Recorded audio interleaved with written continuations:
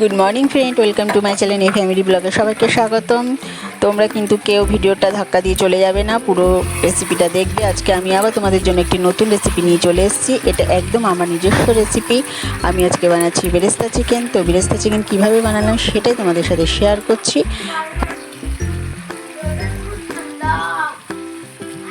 অবশ্যই ভালো লাগবে। তো দেখো, আমি বেরেস্তা চিকেন বানানোর জন্য প্রথমে আমি এখানে চিকেনটা ভালো করে ধুয়ে জল ঝরিয়ে নিয়েছি। তারপরে আমি দেখো এখানে আমি বেরেস্তাও করে নিয়েছি। বেরেস্তাটা কিন্তু অনেকটা একটু বেশি করে করতে হবে। এখানে টক দই নিয়েছি, আদা রসুন পেস্ট নিয়েছি, আর একটা মশলা করার জন্য এখানে দেখো গোটা জিরে, ধনে, শুকনো লঙ্কা, আর হচ্ছে গোটা গরম মশলা, একটা বড় এলাচ, আর হচ্ছে জয়িত্রী, আর লাগছে তোমার আমন্ড। তো চলো পুরো রেসিপিটা দেখো। এবার প্রথমে আমি চিকেনটা ম্যারিনেশন করব। তো ম্যারিনেশনের জন্য প্রথমে আমি চিকেনটাতে নুন দিয়ে দিলাম স্বাদ অনুযায়ী।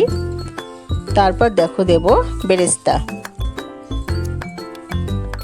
আমি কিন্তু দুভাবে বেরেস্তাটা, এখানে কোনো কাঁচা পেঁয়াজ আমি ব্যবহার করব না, এখানে পুরোটাই চিকেনটাই রান্না হবে বেরেস্তাতে। তো আমি বেরেস্তা দিলাম, বেরেস্তা, টক দই আর আদা রসুন পেস্ট, হাফ আদা রসুন পেস্ট দিয়ে আমি ভালো করে ম্যারিনেশন করে রেখে দিচ্ছি। প্রায় আধ ঘন্টার মতো ম্যারিনেশন করে রেখে দিচ্ছি।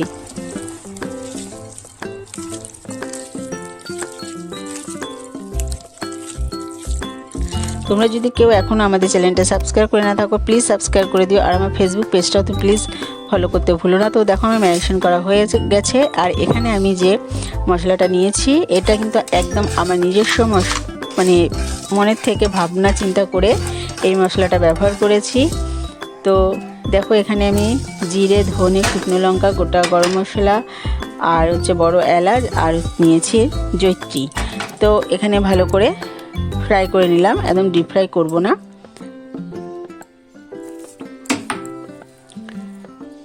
তো যতক্ষণে মশলাটা ঠান্ডা হচ্ছে ততক্ষণ আমি দেখো এখানে হাফ বেরেস্তা আমি নিয়েছিলাম, আগেই বলেছি ম্যারিনেশনের জন্য মেখেছি। আর এখানে হাফ বেরেস্তা আমি পেস্ট করে নেব। বেরেস্তা আর আমন্ডটা আমি কুচি কুচি করে কেটে দুটো একসাথে পেস্ট করে নিচ্ছি। দেখো আমার পেস্ট করা হয়ে গেছে। ওদিকে আমার মশলাটাও ঠান্ডা হয়ে গেছে, মশলাটাও আমি পেস্ট করে রেখে দেব।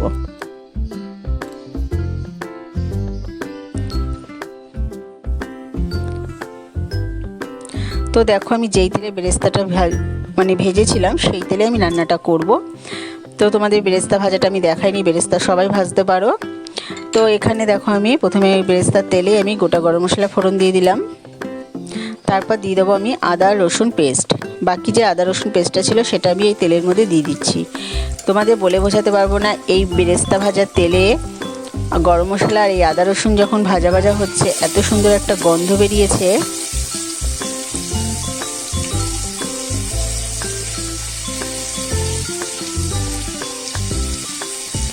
চিকেনটা কিন্তু তোমরা অবশ্যই বাড়িতে ট্রাই করবে, অবশ্যই ট্রাই করবে, খুবই ভালো লাগবে দেখবে।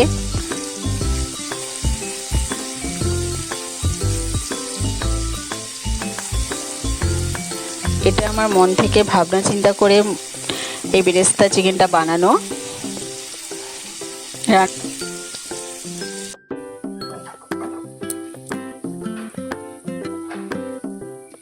সাথে যে তেলটার সাথে এই আদা রসুন যে ভাজছি আমি, এত সুন্দর গন্ধ বেরিয়েছে, তোমরা না করলে বুঝতে পারবে না। তো এটা হয়ে গেছে, আদা রসুন ভাজা ভাজা হয়ে গেছে। এবার যে ম্যারিনেশন করা চিকেনটা রেখে নিয়েছিলাম সেটা এবার দিয়ে দেবো। তো ভালো করে এবার মিশিয়ে নেব আদা রসুনের সাথে।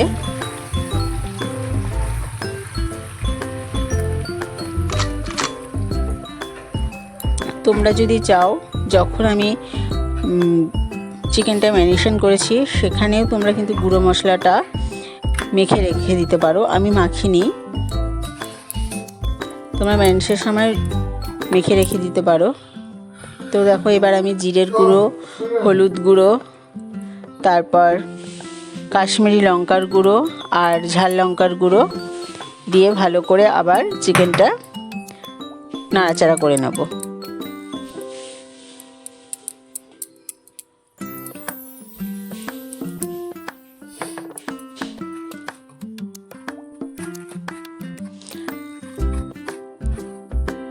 তো সব গুঁড়ো মশলা দিয়ে আবার ভালো করে চিকেনটা নাড়াচাড়া করে নিচ্ছি। তো ভিডিওটা এক হাতে করছি আর এক হাতে রান্না করছি, একটু অসুবিধা হচ্ছে, ভিডিওটা কাঁপছে, তো তোমরা কিছু মাইন্ড করো না প্লিজ।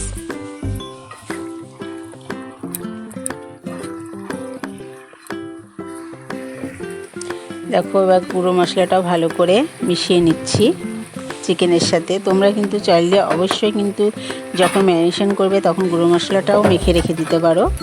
তো দেখো এবার আবার ভালো করে কষিয়ে নিয়ে এবার আমি ঢাকনা দিয়ে দিচ্ছি। দেখো 10 মিনিট পর ঢাকনা খুলে সুন্দর আস্তে আস্তে তেলও বেরোচ্ছে। আমি কিন্তু এখানে জল ব্যবহার করব না একটুকু, এত সুন্দর খেতে লাগে বেরেস্তা চিকেন। দেখো আবার একটু নাড়াচাড়া করে দিচ্ছি।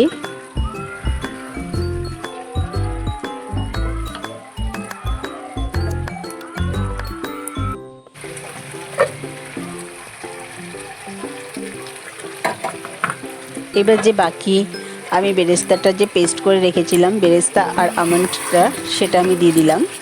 দিয়ে আবার চিকেনের সাথে ভালো করে কষিয়ে নেব।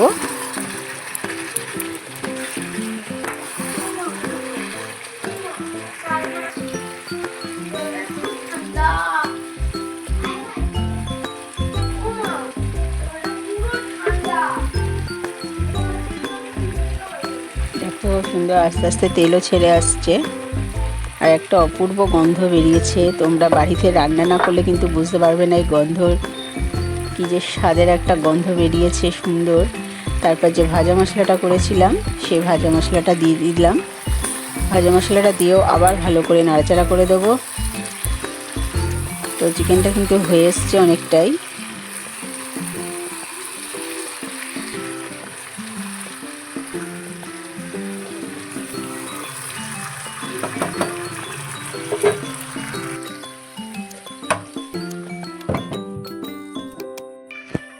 দেখো আবার একটু ঢাকনাটা দিয়ে দিচ্ছি। এরপর ঢাকনা খুলে আমার রেডি বেরেস্তা চিকেন। তো বেরেস্তা চিকেন কেমন হলো অবশ্যই তোমরা কমেন্ট করে জানাবে, আর ভালো লাগলে লাইক কমেন্ট করবে। আর আমাদের চ্যানেলটা যদি সাবস্ক্রাইব করে না থাকো প্লিজ সাবস্ক্রাইব করে দিও। তোমাদের সাথে আবার দেখা হবে অন্য একটি ভিডিও নিয়ে। তো তোমরা ভালো থেকো, সুস্থ থেকো।